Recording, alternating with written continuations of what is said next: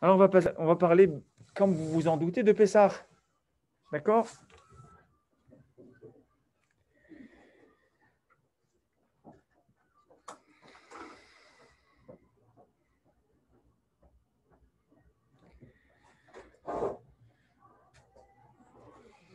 Bonjour, vous allez bien? Ah, vous étiez là. Vous étiez là au cours. Hier soir? Oui. Impossible, parce que j'avais une conversation très importante. Vous êtes sûr? Non, je vous jure que je n'étais pas là. J'ai vu IAL, AZL. Il y a quelqu'un qui utilise votre truc alors. Ah, je me suis dit AZLAY. Il n'y a pas tout le nom. Il n'y a pas tout le nom. C'est peut-être Azuelos. Oui. Mais IAL? Oui, j'ai déjà vu une Azuelos sur le. Ah, d'accord. Ok, cours. alors. Et D'accord. je me suis rendu compte à 20h30. Non, mais c'est pas grave, parce que je voulais savoir si vous étiez déprimé à la suite du cours. Donc, vous n'avez pas assisté au cours. C'est pour un sondage. Non, alors j'ai pas. Non, la vocation, c'était pas de déprimer, mais je veux savoir si ça avait quand même déprimé les gens. Non, non. Non, si, ma femme. Ah, Ma femme. Vous savez Colombo un peu, hein, ma femme, hein. Inspecteur Colombo, ils n'ont pas connu Inspecteur Colombo, hein. Ouais, c'est ça. Et donc, non, elle avait dit que ça lui avait fait peur, pas déprimé, ça lui fait peur. Bon, encore une fois, c'était pas le but. non, mais c'est pas en ce moment, il y a fleur de peau. Ouais, c'est ça. À cause de quoi? La charge, du travail. On est en confinement, on est ici, on est en Allez, je vais parler de deux, trois choses. Je vais parler de deux, trois choses qui sont tellement importantes avec une ou deux belles histoires, comme vous aimez les histoires. Vous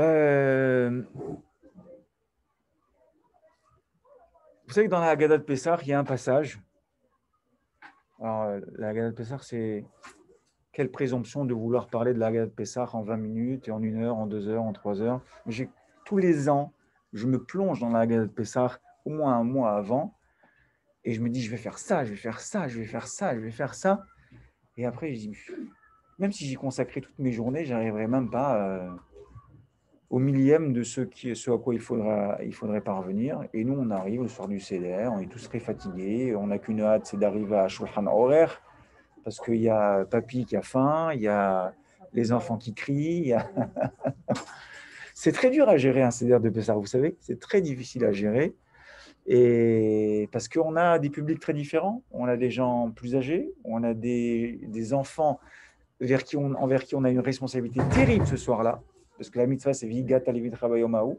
Il faut raconter, et pas juste raconter une belle histoire, il faut imprégner quelque chose dans l'esprit des enfants.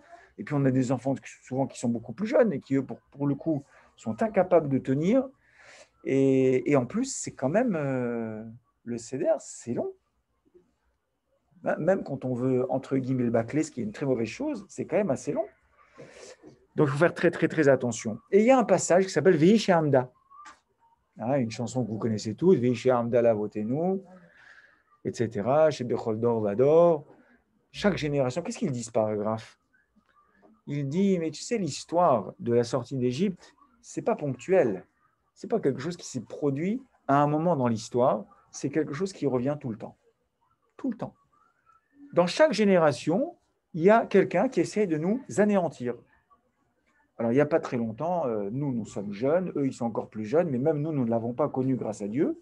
70 ans, 75 ans, il y a un marchémo qui s'appelle Hitler qui s'est levé, et un jour, il a dit, j'ai un problème.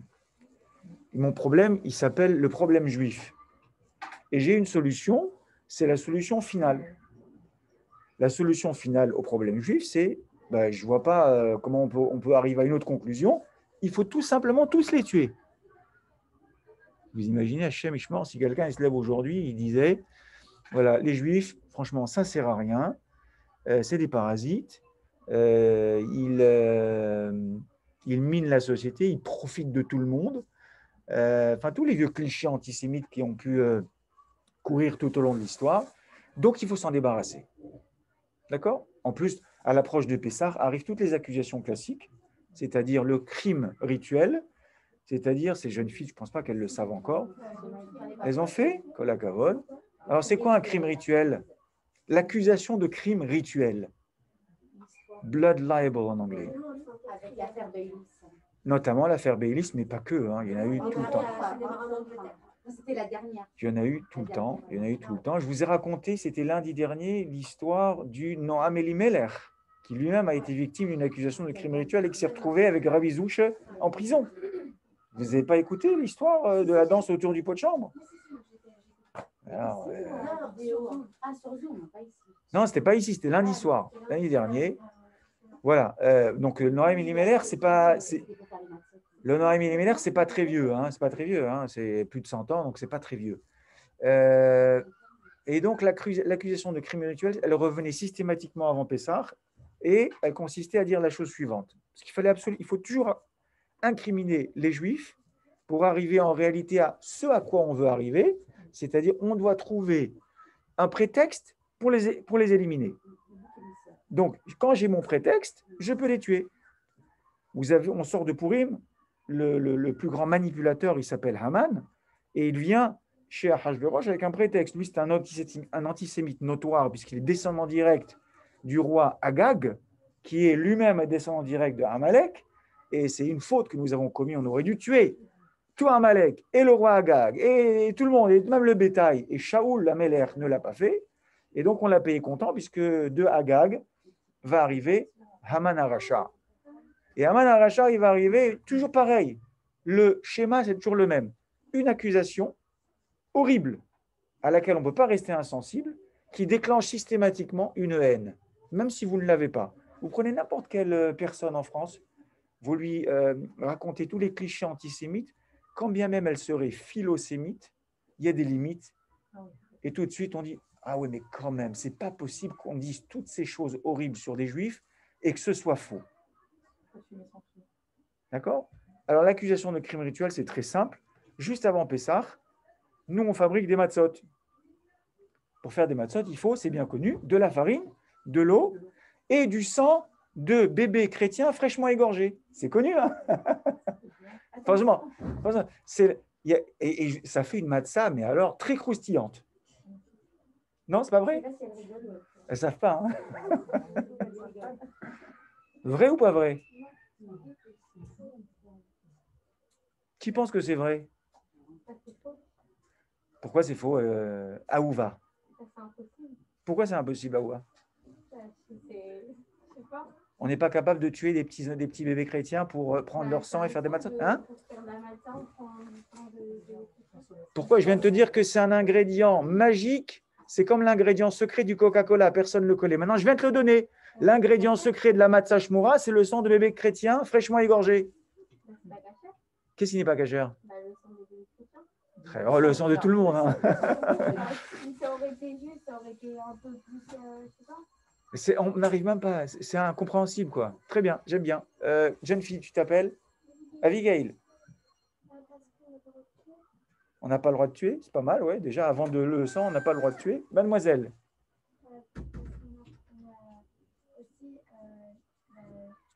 C'est pas cachère, mais aussi dans la Torah, on n'a pas le droit de tuer et on n'a pas le droit aussi de prendre. Nous, on ne veut pas de la haine vers les chrétiens, on ne veut pas de la haine.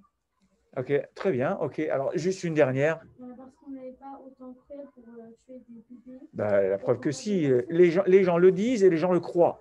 Toi, tu dis, mais je suis incapable de faire, même une mouche, je n'arrive pas à l'écraser sur une table. Qu'est-ce que tu me parles d'égorger un bébé chrétien? Oui, après on passe. On n'a pas le droit parce que déjà, quand on utilise des œufs, on voit du sang là-dedans, on les jette.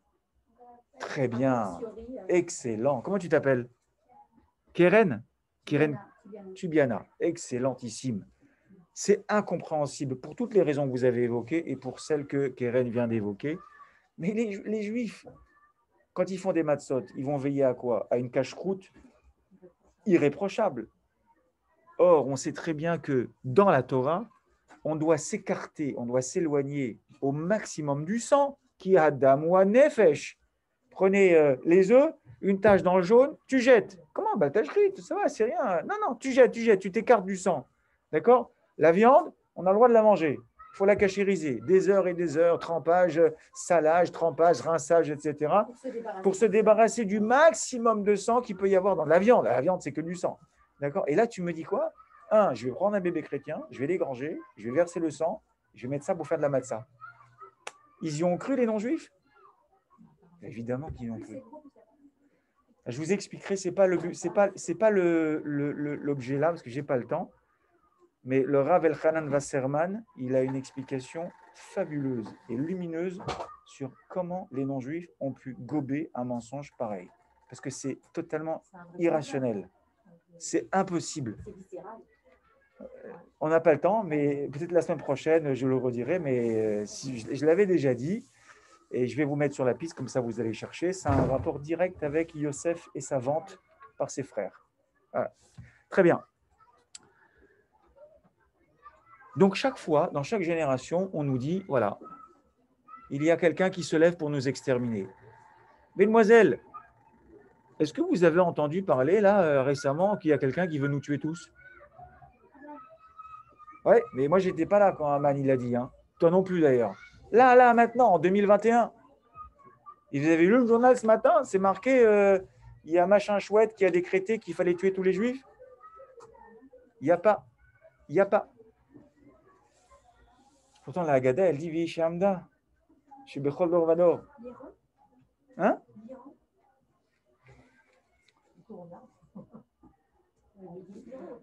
Alors, les Iraniens, ils vont vous dire, alors officiel, ça c'est la doctrine officielle. Maintenant, je ne sais pas ce qui se cache derrière.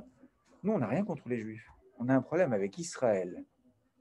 Israël, c'est un empire colonialiste qui fait du mal à nos frères palestiniens et patati et patacouette. Sûrement que ça cache d'autres choses. Mais, je l'avais déjà dit, je crois, la semaine dernière, vous faites le tour des 170 nations en 2021, il n'y a pas une nation qui a écrit dans son code de loi qu'il y a des lois restrictives pour les Juifs, ou que les Juifs sont des citoyens de seconde zone, ou que les Juifs doivent être exterminés. Ça n'existe même pas en Iran, parce qu'en Iran, il y a des Juifs, et les gens ils vont dire, bon, tant que je ne prononce pas le mot Israël, ça, vous savez, sans aller en Iran, moi j'ai grandi un petit peu au Maroc. Personne ne prononçait le mot Israël. On disait jamais on va partir en Israël. Le mot. Ces jeunes filles ne peuvent pas comprendre. Hein. On vit dans une démocratie où aujourd'hui on est en train de s'interroger jusqu'où on peut aller dans la critique des autres, dans ce qu'on peut dire liberté sacro-sainte d'expression. Mais quand vous vivez dans ce genre de pays où il y a une monarchie qui est en réalité une tyrannie, vous ne pouvez pas parler. On disait on va au pays. Non, le bled, c'est autre chose. Hein. Non, mais blague à part, on ne prononçait pas le mot. On avait peur que quelqu'un nous entende, une femme de ménage, elle nous dénonce, des choses comme ça. On avait peur. Ah si. Donc ça veut dire... Alors aujourd'hui, c'est quoi ce Vihi Hamda? C'est quoi ce Vihi Hamda? Le Vihi Hamda, il est pire que celui des nazis, il est pire que celui de Haman, il est pire que celui d'Égypte. Non. C'est le sourire avec lequel les nations nous accueillent. Aujourd'hui, les nations, globalement, nous accueillent favorablement, nous intègrent, j'ai envie de dire, nous assimilent et nous permettent même de nous marier avec eux. Eh bien ça, c'est certainement plus grave que le glaive, que l'épée, qu'on va tous vous tuer, parce que quand on me dit « on va tous vous tuer », je me méfie. Mais quand on me dit « on vous aime bien », la France ne serait pas la France sans les Juifs. C'est formidable. On n'a jamais eu quelqu'un qui nous parle comme ça. Donc, on se sent à l'aise, et on se sent tellement à l'aise et tellement intégré que finalement, on va dans les universités, on a des copains qui sont non-juifs, des copines qui sont non-juifs, et on finit, malheureusement, à se marier avec des non-juifs. Le Rav qui raconte ça, il s'appelle Rav Peissar Krohn. Ceux qui connaissent, c'est un bon darshan aux États-Unis. Il habite à Lakewood. Et il est Moël.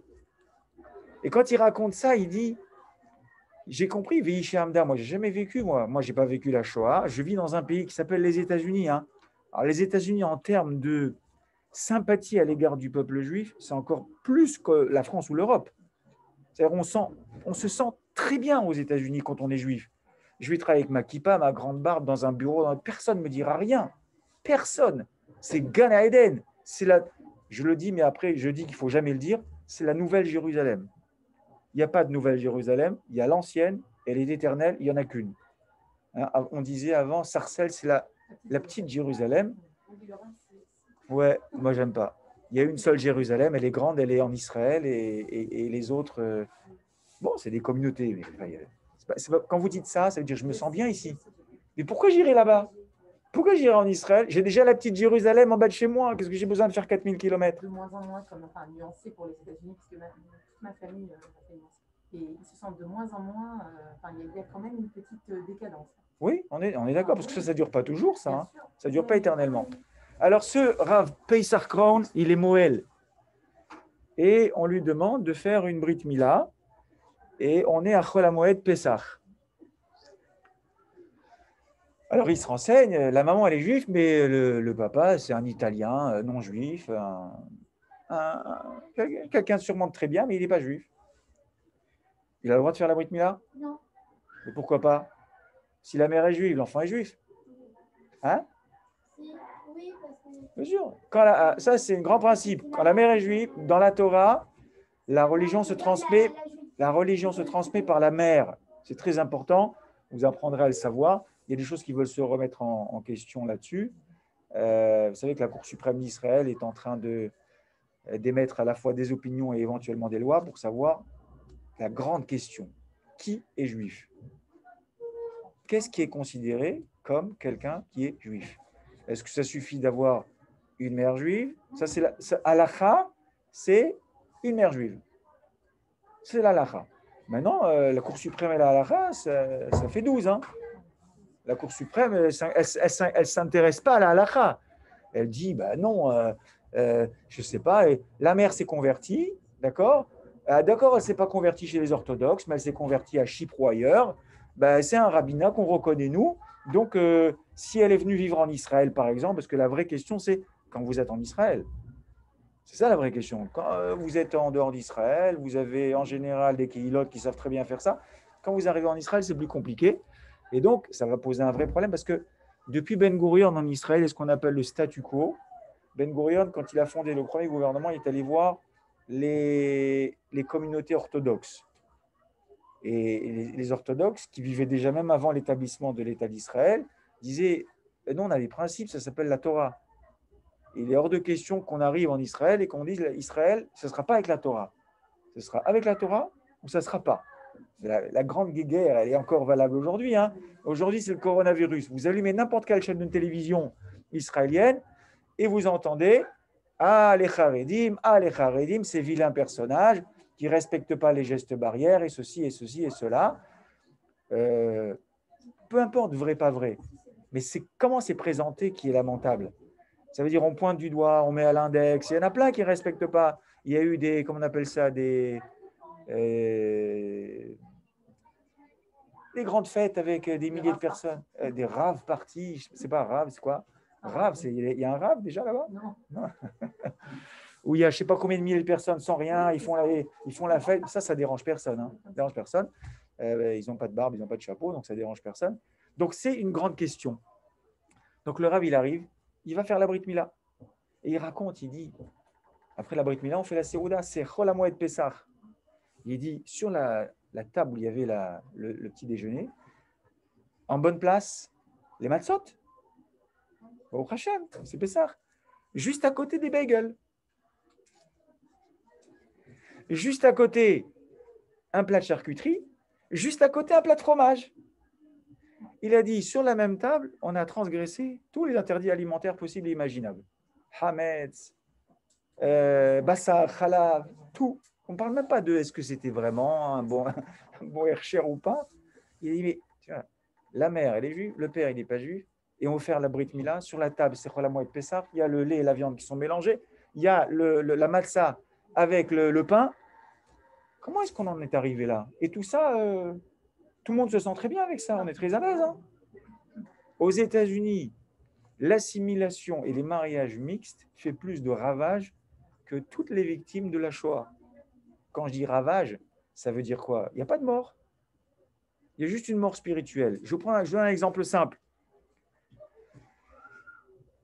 Shimon, il se marie avec Christine. J'ai bien choisi? Christine, c'est bien. C'est bien. Donc je vous dis que Christine, elle n'est pas juive. D'accord. L'enfant, il est juif? Oui, mais Christine, elle respecte. Voilà, elle respecte beaucoup les traditions. Ça veut dire, chez sa mère, elle mange le cochon, mais chez elle, elle mange kasher. Par respect pour son mari. L'enfant, il va grandir. Alors, il va ressembler à Christine ou à Shimon? Je ne sais pas, moi. Peut-être que Shimon, il est très fort dans Torah et Mitzvot. D'ailleurs, s'il était très fort en Torah et Mitzvot, il ne serait peut-être pas marié avec Christine déjà. D'accord? Donc, ça veut dire, à mon avis, il est un peu faiblard quelque part. Donc, très bien. Et donc, l'enfant, il est juif ou il n'est pas juif? Il n'est pas juif. On peut changer ça? Si? Comment? Même si la mère ne se convertit pas, lui-même, il peut décider de se convertir. Une bonne conversion, à pavé, chez les orthodoxes, il dit voilà, ben, j'ai un père juif, ma mère, je l'aime beaucoup, elle n'est pas juive, ce n'est pas de sa faute, elle est née comme ça. Voilà, moi, j'ai un cheminement, je veux devenir juif. D'accord? Il peut devenir juif? Et oui, heureusement. D'ailleurs, même avec papa et maman, Christian et Christiane, il peut devenir juif, hein, donc ça n'a rien à voir. Très bien. Les chances pour que cet enfant se convertisse au judaïsme, c'est quoi? Statistiquement? Faible? Je n'ai pas les statistiques. Très bien. Lui-même, il va vouloir se marier. S'il veut que ses enfants ils soient juifs, il faut qu'il se marie avec qui? Avec une juive. Les chances pour qu'il se marie avec une juive, ce monsieur, encore plus faibles. Donc, qu'est-ce qui va se passer? Une génération, deux générations, troisième génération, il n'y a pratiquement plus aucune chance que l'enfant il soit juif.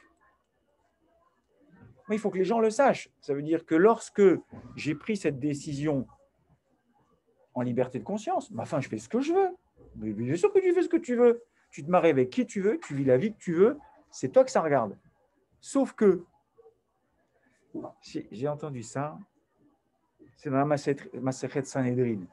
Dans la Gemara Sanhedrin, on évoque là-bas le cas du Beth Din. C'est un tribunal qui juge les affaires criminelles. Alors, il y a un monsieur, on l'accuse d'avoir tué quelqu'un. Et on dit là-bas, combien il faut de juges pour le juger? Au moins 23. Pas moins. Si moi, par exemple, quelqu'un il m'a volé quelque chose et je l'attaque en justice, combien il faut de juges? 3. Un tribunal de 3, ça suffit. 2, qui va dire quelque chose, un autre chose, l'affaire est réglée, rends-moi l'argent, c'est fini. Il y a eu un meurtre. Il y a eu un meurtre. Moi, je viens témoigner que j'ai vu le meurtre. Donc, on est avec quelqu'un et on a vu ce monsieur, c'est lui qui a tué. Très bien. Combien il faut de juges? Au moins 23. Et on va commencer à poser des questions. Et comment tu as vu? Et où tu étais? Et comment c'était? La Gemara, elle dit comme ça. Parce que souvent, c'est une question qu'on pose. Ah, c'est barbare la Torah. Il faut le condamner à mort. Et quelle condamnation à mort? Je te raconte pas. C'est pas beau, hein, c'est pas joli. Hein. Il y a un monsieur qui a un couteau dans la main et qui court après un autre monsieur. Vous avez vu ça, monsieur le témoin? Oui, on a vu. Et alors? Après, ils sont rentrés dans un immeuble. Vous avez vu ce qui s'est passé dans l'immeuble? Non. Mais après, nous, on a couru pour voir ce qui s'est passé. Et alors? Le monsieur, il était toujours avec le couteau. Le type, il était déjà mort. Il était en train de remuer. Et le monsieur, le criminel, il avait un couteau plein de sang. Vous avez vu ça? Oui. Il est condamné à mort, le monsieur? Non. Non, il y a 2 témoins. Il y a 2 témoins. Mais attendez, mais qu'est-ce qui a bien pu se passer entre le moment où le type, il court avec un couteau?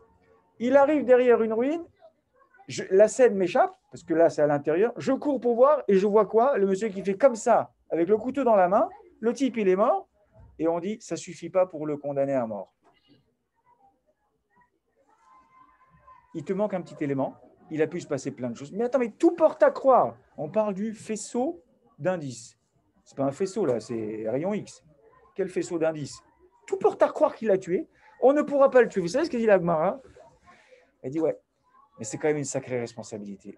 La Torah, elle a dit, pour pouvoir condamner à mort quelqu'un parce qu'il a commis un crime, il a tué, il faut avoir été témoin deux témoins, du début de la scène jusqu'à la fin de la scène, sans aucune possibilité de penser autre chose. Et pourquoi ça? La Gemara a dit, non, parce que tu vas le condamner à mort, ce monsieur. C'est grave de condamner à mort. Parce que si on s'est trompé, on a tué quelqu'un. La Gemara ne dit pas ça. La Gemara, elle dit, parce que si je le condamne à mort à tort, je l'ai tué lui, et tous ses enfants. Je l'ai tué lui et tous ses enfants. Parce qu'on s'en fiche des enfants. C'est pas mon problème. Non, on s'en fiche pas. Un homme, quand il vient sur Terre, d'accord, il va se marier, il va avoir 10 enfants, il va avoir 5 enfants. Ses enfants, ils vont en avoir aussi 5. Faites le compte. Combien ça fait de personnes après 500 ans? Vous imaginez combien j'aurai de descendants d'ici 500 ans? C'est énorme, non? Et alors, je dis, mais moi, j'ai une tradition qui s'appelle la tradition juive. Et je veux la transmettre à mes enfants. C'est ma responsabilité d'homme juif. Si je me marie avec une non-juive, mes enfants, ils sont quoi? Ils ne sont pas juifs. C'est la loi. Mais c'est pas, c'est pas juste. Mais c'est comme ça. Tu peux pas dire... c'est idiot cette histoire de... Vous savez, vous êtes en voiture, vous avez un carrefour et puis il y a un truc avec une lumière rouge et on vous dit quand c'est rouge, tu t'arrêtes. C'est insensé ce machin. Mais je regarde à droite, je regarde à gauche et je passe. C'est quoi? Ça ne se discute pas, c'est la loi. La loi, elle est ainsi faite. Et là, on ne parle pas d'une loi des hommes, on parle d'une loi divine. La loi divine, elle ne se remet pas en question.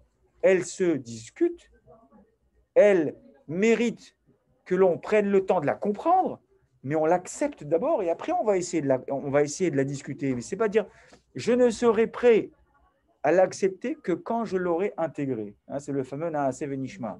Non, c'est pas quand j'aurai compris, je ferai. Non, tu fais, et après, si tu veux, tu peux comprendre. Mais c'est bien de comprendre. Mais ce n'est pas à l'envers, sinon tu ne feras pas. Et c'est ce qui se passe souvent dans ces mariages. Qu'est-ce qui se passe? On dit, moi j'ai entendu des mariages mixtes. La maman non juive, elle disait, ah non, je ne vais pas imposer. Moi, je suis chrétienne, mon mari, il est juif. Et on est très bien comme ça. Et mes enfants, on va leur donner les deux traditions. Et quand ils seront grands, ils choisiront. Mais tu choisis, c'est pas un choix, ça. C'est comme la vaccination. Non, mais ça ne s'appelle pas un choix.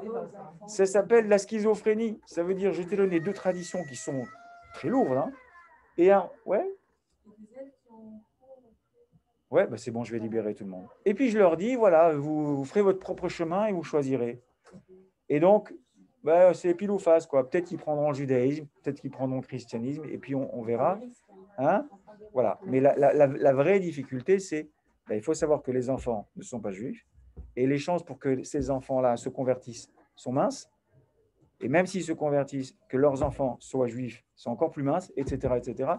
En général, 2-3 générations. Ça, c'est un des messages. Ah, c'est dommage, j'avais une très, très belle histoire. Mais je n'ai pas le temps, elle est trop longue. La semaine prochaine, vous me rappellerez. D'accord, c'est le Vishi Hamda de 2021. Mais j'ai personne, moi, qui veut me tuer aujourd'hui. Ah ouais, mais le sourire, il est peut-être... La condescendance, c'est autre chose. Non, ça veut dire... Oui, ça veut dire non, je vous accepte, vous êtes des gens très bien, d'accord? Et donc, venez avec nous, venez manger avec nous, on va dîner ensemble, on va sortir ensemble. Marions-nous. Et toutes les grandes périodes qui ont précédé les catastrophes. Souvent. Il y a une histoire comme ça de 2 enfants.